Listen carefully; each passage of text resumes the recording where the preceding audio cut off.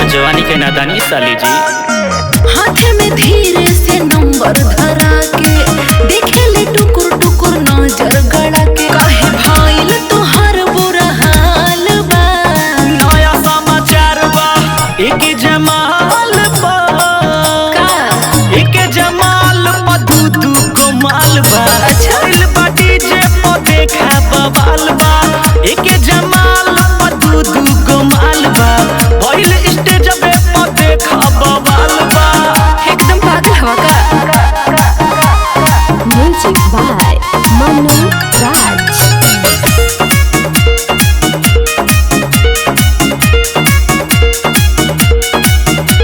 तगोरी छोड़ा न खड़ा हो तू तो चल चला हमरे संग राज पैबू हो।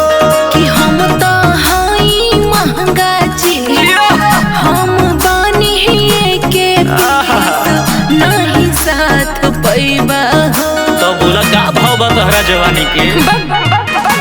तगोरी छोड़ा न खड़ा हो तू तो चल चला हमरे संग राज पैबू हो। कि हम तो हई महंगा चीज हम बानी के पीस नहीं साथ पैबा हो। तब कब तोहर सवाल बा। बहुत बुरा हाल बा एक जमाल पा एक जमाल पा दू को माल बा।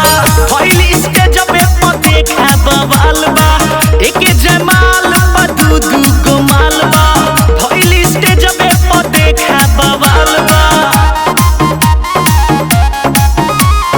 Music by Manu Raj.